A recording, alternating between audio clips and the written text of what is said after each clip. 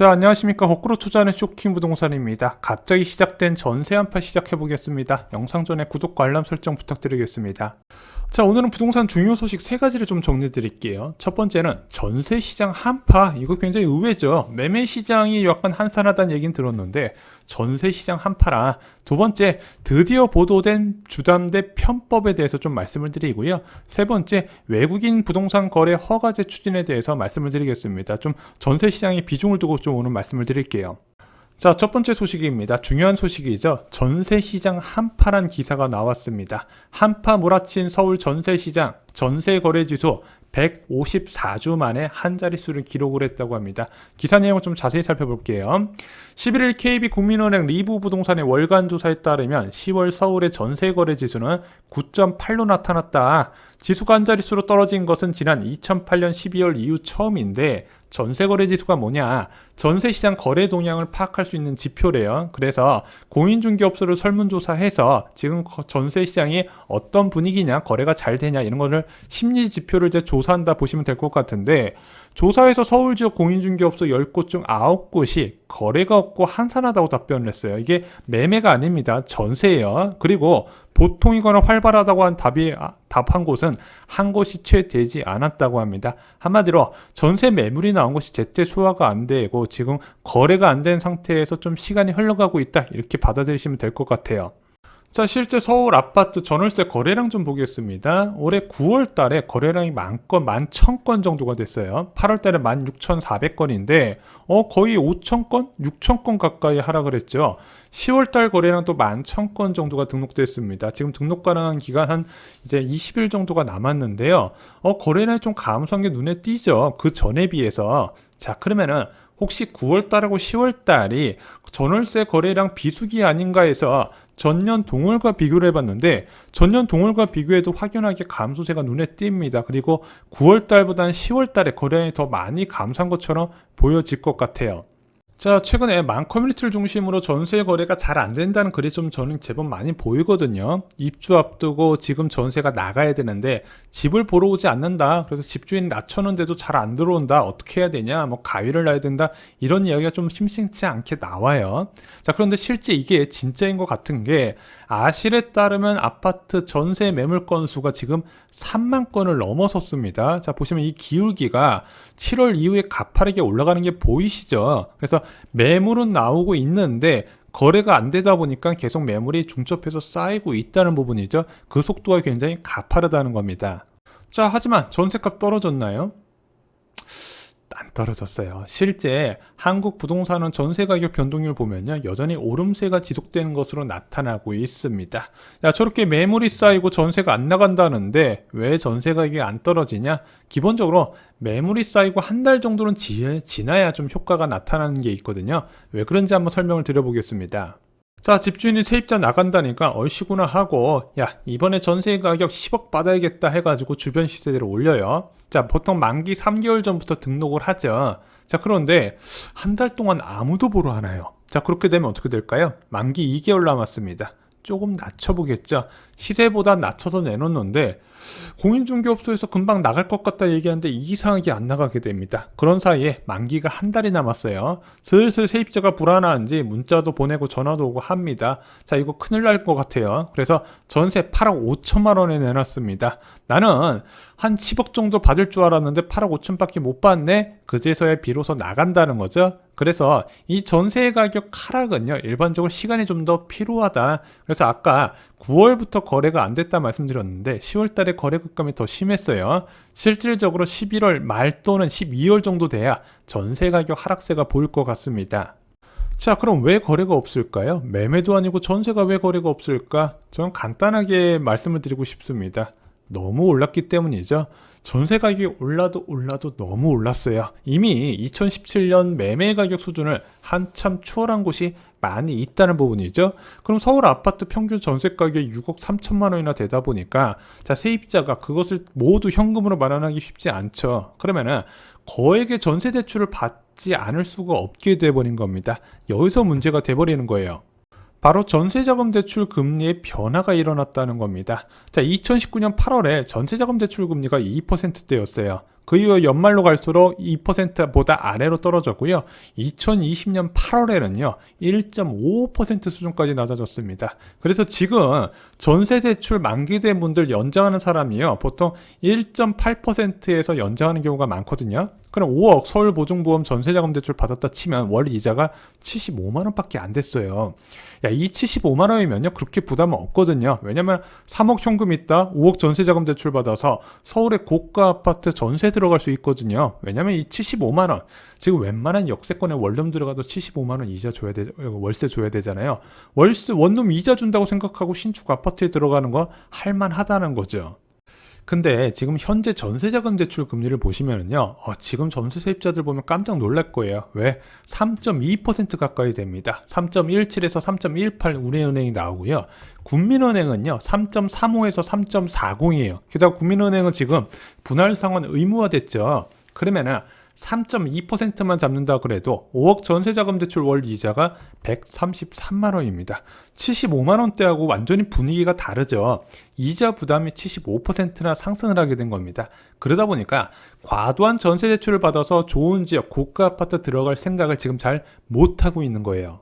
자, 반면에 지금 집주인 입장에서는 현재 시세가 이 정도 되니까 받아야겠다고 하는데 그 받아야 되는 시세는요 그동안 0.5%란 초저금리가 만든 전세 가격이고 잘 대출을 해주다 보니까 그런 전세 가격이 나갈 수가 있었는데 금리도 올라가고 있죠. 대출도 많이 안 해준다는 심리적 위축 때문에 지금 전세 세입자, 고가 전세를 세입자를 구하기가 쉽지 않게 된 겁니다.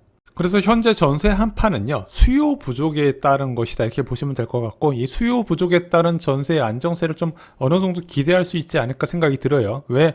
지금 이제 2주 뒤에 두 번째 금리 인상이 진행되거든요. 그럼 이제 전세자금 대출도 추가로 올라갈 것이고 예금금리도 올라간다는 거죠. 예금금리가 또 부동산 시장, 특히 전세 시장이 굉장히 중요해요. 여러분도 아시겠지만 여전히 반전세 비율이 많습니다. 서울 아파트 반전세 비율이요 40%까지 올라갔어요. 10건 중 6건은 전세이고 10건 중 4건이 반전세나 월세였다는 겁니다. 자, 왜냐면은 예금 이자가 워낙 낮기 때문에 집주인이 반전세나 월세를 선호해요. 지금 그나마 기준금리 한 차례 해가지고 뭐 1.1, 1.2까지 얘기 나오고 특파는 뭐 1.34까지 이야기가 나오는 것 같아요. 그걸로는 부족하다는 거죠. 그래서 실제 전세 매물 증가를 위한 기준금리는요, 전 개인적으로 한 1.5%는 돼야 된다 보고 있어요. 1.5%가 되면 예금금리가 2%까지는 아니더라도 1.9% 전후까지는 되거든요. 그리고 과거 2018년 3월에 보면요, 전세 부활이라는 이야기가 동시에 나와요. 왜? 2017년 11월에 기준금리 올리고 나서 예금금리가 2% 수준까지 올라가다 보니까 사람들이 이게 심리적으로 2% 가까이 되면 예금도 괜찮겠다 생각이 들거든요. 그래서 전세를 내놓기 시작한다는 거죠. 그러면은 지금 기준금리가 1.5% 정도 되면서 예금금리가 2%에 근접을 해야 수요 각감 플러스 더불어서 공급 증가가 이루어질 수 있다는 거죠. 그래서 부동산 시장은요, 이 두 가지가 동시에 일어나야 큰 변화가 나타나요. 자, 그러면은 1.5% 기준금리 언제 될까? 지금 0.75%고 이번에 올려봤자 1%잖아. 그럼 두 차례는 더 올려야 되거든요. 근데 저는 이 두 차례 빨리 올려야 된다 말씀을 드렸어요. 내년 상반기까지 11월 금리 인상 포함해서 세 차례 금리 인상이 되어야 내년 하반기에 계약갱신 청구권 사용 세입자의 이제 만기 될 때 급증한 전세 가격으로 부담이 가중되는 것을 막을 수가 있다는 거예요. 안 그러면은 전세 가격이 안정 안 되면 이분들이 매수를 해버려요. 그럼 부동산 시장이 다시 또 혼란이 오기 때문에 금리 인상으로 대처를 해야 된다는 거죠. 자, 그래서 기준금리가 1.5%가 되어야 전세 시장이 하락세가 나타날 수 있다는 부분, 그 가능성에 대해서 오늘 언급을 드렸고요. 두 번째 소식 한번 살펴보겠습니다. 자, 드디어 알려진 보도된 주택담보대출 편법이에요. 한 언론사에서 20억 집 18억까지 대출 가능 기막힌 주담대 편법, 페이퍼 컴퍼니로 주담대 받기, 저축은행 등 이금융권 편법 판처, 이런 기사가 있거든요. 이게 뭐냐면은, 자, 여러분들이 보유한 주택으로 대출을 받으려고 그러면은 지금 대출 얼마나 되는 줄 아세요? 한 1년에 1억 정도가 가능합니다. 연간 1억 한도에 주택 구입 목적으로 사용하지 않는다는 서약서 제출하고 빌릴 수가 있어요. 야, 나는 이 15억짜리 집 대출 하나도 없는데 LTV 40% 투기과열지구니까 6억은 아니더라도 9억 초과분 감안해서 하마터못해 3, 4억은 해줘야 되는 거 아니냐? 안 해줘요. 지금 그게 엄격하게 제한이 됐습니다. 그런데 가능한 방법이 있어요. 저희가 지난번에도 말씀드렸죠. 사업자를 갖고 있는 사람이 자기 아파트를 담보로 대출받는 거는 사업 자금 대출이라 해서 현재 부동산에 적용되는 LTV 규제를 적용이 안 돼요. 그래서 보시면은 시세의 최대 85%까지 가능하다고 나와 있죠. 일반적인 주택담보대출 규제를 적용받지 않습니다. 왜냐면은 개인 사업자가 본인 재산으로 사업상 자금이 필요할 때 융통을 할 필요는 있거든요. 나 이번에 벤처 투자하고 싶은데 돈이 없네. 아파트 담보로 과감하게 땡겨서 투자하고 싶다. 이런 사람들을 위해선 길은 열어둘 필요가 있었다는 거죠. 그런데 LTV 적용이 안 되다 보니까 자, 나 집 한 채 있는데 더 사고 싶어. 그러면 사업자 등록하고 이런 식으로 이익금융권에서 사업자금 대출로 한 채 더 살 수 있었다는 거죠. 물론 지금은 이제 취득세 중과가 적용되면서 그런 부분이 많이 줄어들었어요. 하지만 이런 길이 열려 있었다는 건 여러분들이 아실 필요가 있다는 겁니다. 자, 이것이 가계부채에 포함되지 않는 숨은 부채가 있다는 거죠. 뭐 대한민국 GDP 대비 104% 가계부채 비율은 넘었네 이런 이야기 하는데 거기에 포함이 안 된 숨은 빚, 대표적으로 키움증권의 서영수 애널리스트가 많이 이야기하는 부분이죠. 이런 자영업자 대출 증가 부분도 부동산이 위기를 맞으면 같이 무너질 가능성이 크다. 왜? 그런 식으로 편법 대출한 것이 굉장히 많이 있다는 부분이죠. 자, 참고로 서영수 애널리스트는요, 이 숨은 빚, 통계 안 잡히는 숨은 빚이 1,400조나 돼 있기 때문에 지금 가계부채도 무섭지만 이런 식으로 숨은 빚 때문에 부동산 가격이 꼬꾸라졌을 경우에 정말로 큰 위험을 닥칠 수 있다. 여러 차례 경고를 하신 분이죠. 그래서 숨은 빚이 뭐가 들어갔냐? 아까 말씀드렸던 개인 사업자 대출뿐만, 자영업자 개인 사업자 대출뿐만 아니라 이제 전세보증금도 집주인이 만기 2년을 갖고 있는 대출이잖아요. 그것까지 포함시키면 부동산이 무너지게 되면 와라락창창 무너지는 구조가 될 것이다. 여러 차례 경고를 하셨죠. 자, 세 번째 소식 볼게요. 외국인 부동산 거래 허가제 추진이라고 합니다. 외국인에게 기울어진 부동산 시장, 규제받지 않는 외국인 거래량 최대라는 소식이에요. 김주영 더불어민주당 의원이 국세청으로부터 제출받은 자료에 따르면 2017년부터 지난해 5월까지 4년 동안 전체 외국인이 사들인 국내 아파트가 7조 6,726억 원에 이른다고 합니다. 저희가 지난번에 소개를 해드렸죠. 그래서 이런 기사가 나가고 나서 지금 여당 후보 중심으로 외국인 부동산 거래 허가제를 이제 추진하자는 이야기가 나오고 있고 실제 국회에서도 같이 움직이고 있다고 합니다. 그 부분에 대해서 좀 말씀을 드릴게요. 자, 현재 경기도에서는 외국인 토지거래 허가 제도를 시행하고 있거든요. 이 토지거래 허가 구역은요, 실수요 목적으로 사는 건 오케이, 2년 이상 거주한다는 조건으로 사야 되는데 만약에 거주하지 않고 갭 투자한다는 건 막아요. 그래서 외국인하고 법인은 지금 토지거래 허가구로 묶여서 경기도 지역에 매수를 안 되거든요. 자, 갭 투자 막았는데 이것을 전국으로 확대하자는 안이 지금 국회에서 추진 중에 있다고 합니다.